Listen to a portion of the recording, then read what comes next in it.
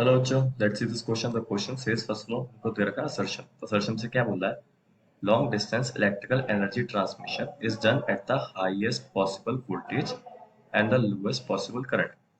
And reason से क्या बोलना है? रीजन बोलना है electrical power transmission lowest practical current minimizes ohmic losses and highest practical voltage increases the power capacity of transmission line।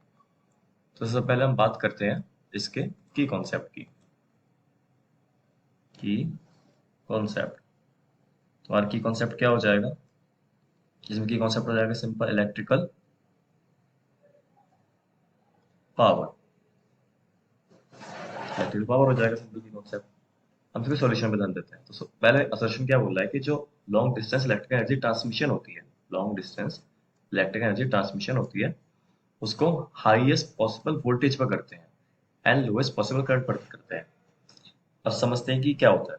जैसे अगर कोई भी लॉन्ग डिस्टेंस इलेक्ट्रिकल एनर्जी होती है, अगर हम कोई भी ट्रांसमिशन करेंगे तो कुछ उसमें पावर लॉस होगा।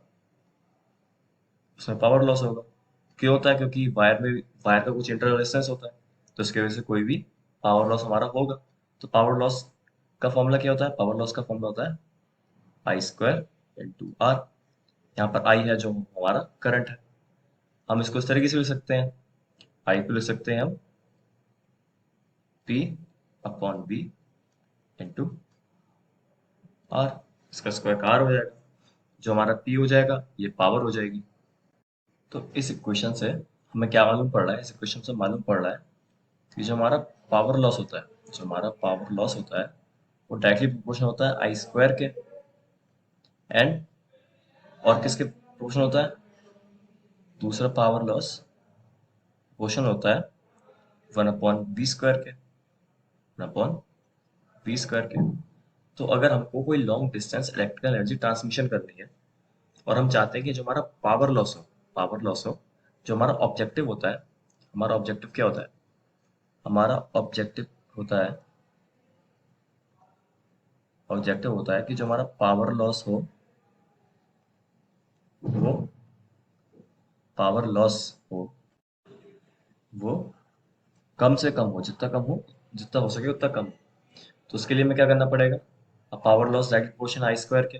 तो हम चाहेंगे कि जो करंट हो वो एकदम मिनिमम हो, लोएस्ट पॉसिबल वैल्यू। और जो हमारा वोल्टेज हो उसकी वैल्यू एकदम हाईएस्ट हो।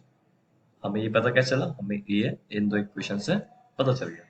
तो जो हमारा सेशन हो जाएगा, सेशन ठीक हो जाएगा। वो यही बोल रहा है कि highest possible voltage and lowest possible current.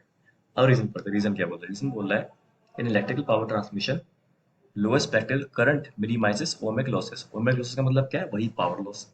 तो जो मिनिमम करंट होगा उसके वजह से पावर लॉस कम होगा।